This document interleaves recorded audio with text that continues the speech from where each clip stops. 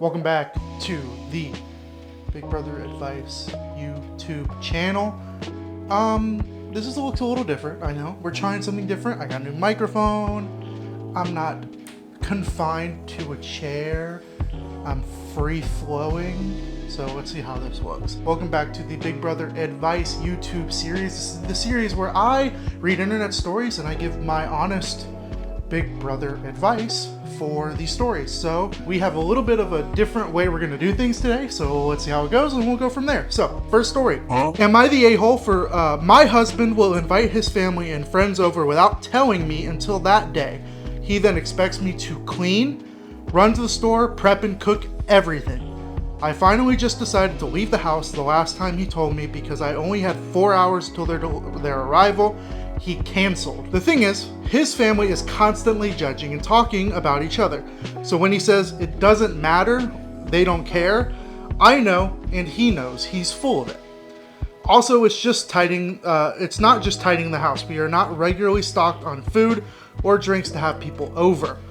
When I got home, I asked what he was planning on having for dinner, and he responded, I don't know. I guess it's good they aren't coming over anymore. Now he's sulking, saying I am the problem because I can't go with the flow. I have told him multiple times I just need a couple days notice to get things in order, but he insists I am just difficult, uptight, and uncooperative.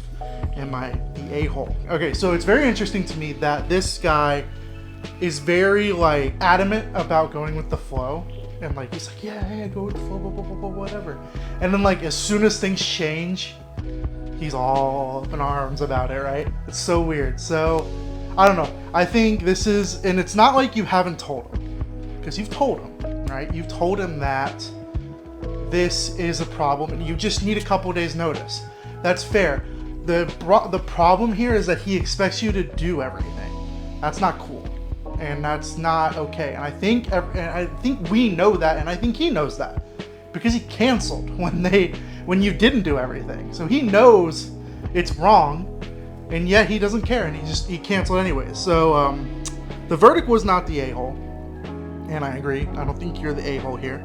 Here's some comments. Ask him why he couldn't just go with the flow and do the work himself if it's so easy. I agree. Why can't he just go with the flow and do the things that he's supposed to do? If he's not giving you proper notice, like you have asked him to, not just expecting notice, you asked him to provide you notice and he deliberately does not. Why can't he just go with the flow and just kind of flow with it? It's because he knows he's wrong and he knows that it's not okay. And so he canceled and all that stuff. Another one, not the a-hole and keep doing this, leaving/not preparing or prepping anything. He will either stop this nonsense and give you proper notice or learn to plan or prep on his own. And given if he does give you proper notice, you need to delegate some tasks to him. Examples, give him a list and send him to the store, help with cleanup, etc. I agree. He will figure this out. Man, I hope he figures it out. He doesn't sound like he's mentally capable of figuring it out on his own, but we'll see. If he figures it out, then you start delegating tasks to him. Hey, can you go to the store and grab some food? This guy sounds like he's gonna be the type of, what's it called? Weaponized incompetence, right? Oh, I don't know where this is. Don't send me to the store. I don't know where that is. Probably, but who knows? So I think that's a good way to handle it, is to kind of just be like, I'm done, so you can figure it out or you can help. I think that's a fair compromise, honestly. And it sounds like he just doesn't care, and that's unfortunate. I do agree with it is not the a-hole for sure. And the comments seem to be pretty tame. So, okay, on to story 2. Am I the asshole for enforcing basic boundaries on my daughter's sleepover? I, 42 male, have 2 kids living with me. My daughter Anya, 17 female, and my stepson Noah, 14 male. Noah's mom passed away a few years ago, and I've had full custody since. He's had a rough go of it, but he's a good kid. With his quirks, he's not antisocial or shy, but he does not appreciate having his space invaded. Same here, kid. And when very upset, he can kind of shut down. I can see that, where you're just I'm done, whatever, you know, I'm over it. I can do that too when like when something happens and I'm just like, you know what, I can't do anything about it. I'm just gonna sit here and do nothing. I get that. Anya is much more outgoing and has a lot more friends. She asked to have a sleepover this weekend with 4 of them. I said yes, of course, but given that the friends who were coming were pretty loud and have a tendency to crowd Noah, I told her to make sure they didn't go into her brother's room. Also, to keep things down after 11 so that the house can sleep. I think that's fair. There's curfews in any other place you go in life. College has curfews, right? You have to be lights out at a certain time, whatever. That just might be my own thing. But there's rules to life, and you have to understand that there are rules, and I don't think it's an unfair rule, and you think so too. In my opinion, these are not strict rules. I don't think so either. I think it's fair to ask your daughter to have her friends just keep it down after a certain time. 11 is late too. Like for you have to go to bed. I think it's fair. So to my surprise, I came upstairs to check on them at 10. They are 17. I didn't think I need to check on them every hour or something, and they were in Noah's room. Wow. That's crazy. Literally one of the 2 rules you expected. Don't go into his room. And they looked like they'd been there for a while. 2 were literally sitting on his bed with him there.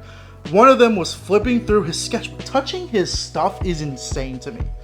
Why are you touching his stuff? And then another was messing with his other stuff, and they were all kind of giggling in this weird way. I don't know what that means. All right, Noah was clearly upset he didn't say anything / move, but there were tears in his eyes and he didn't respond when I tried to talk to him. Oh, okay. Hi, Toph. I'm in the middle of recording. Okay. Hello there. Whoa, be careful. Okay, hi.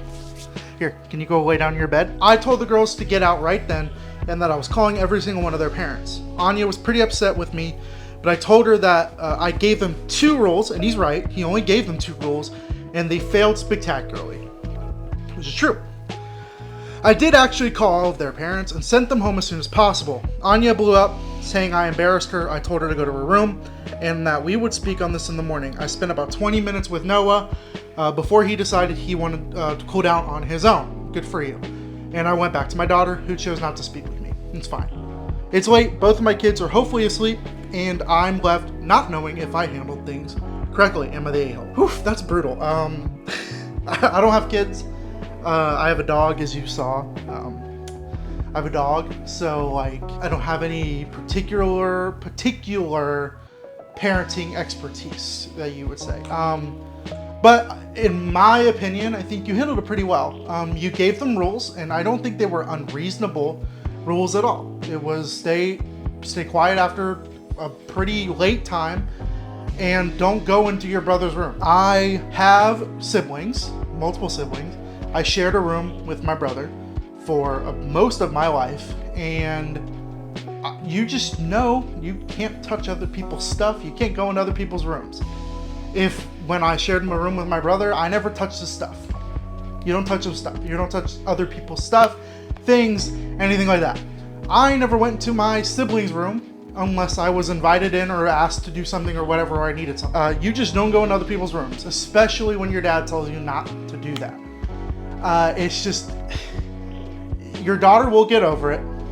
I mean, it's just part of growing up, and it's unfortunate that your daughter just decided to either have friends over that aren't good influences or have just ignore your rules. And now she knows she can't ignore your rules. So that's good on you. Here's some comments. Not the a-hole, you handled this responsibly. You set rules, the girls broke them, and Noah was clearly upset, which the girls intentionally ignored. I don't know. You don't really know that. They could not have seen. You're 17. You probably should have noticed that your brother is crying and then been like, okay, well, let's back off. But I wouldn't say intentionally ignored, just because you're assigning like malice to it, which it possibly could have, possibly not. We don't know. But they did. But he was upset, and they didn't do anything about it. The rules were broken, and you sent them home. This does 2 things. Anya learned that her breaking the rules has consequences, a very important concept to learn as a teenager, about to become a legal adult.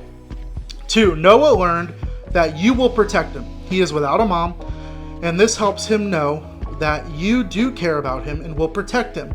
I am sure that you know this, but he is young and we all need reassurance. Very good job, OP. I'm sure Anya is upset, but that is because of her own actions. Noah is upset because his sister intentionally hurt him. Like I said, intentional, I don't know. But I wouldn't go as far to say that she's trying to hurt her brother. I just think she's a kid who doesn't understand the action, her actions hurt people, and she just doesn't realize that. I wouldn't say it's intentional, but that's just me. Those are different things, and you did the right thing in correcting the former child and protecting the latter child. I agree. I think you did the right thing. I wouldn't say you're the a-hole at all. I think those were fair rules that they just decided to break, and that's on her. And she felt the consequences of those actions. So that's all I have to say about that one. All right, last one, and this is a doozy. So let's get into it. So, story 3: Am I the a-hole for not stopping my teenage son's girlfriend from kissing him? Off the bat, crazy title. That is insane. What? Am I the a-hole for not stopping my teenage son's girlfriend from kissing him? What? That's crazy to me. Okay, so let's read this.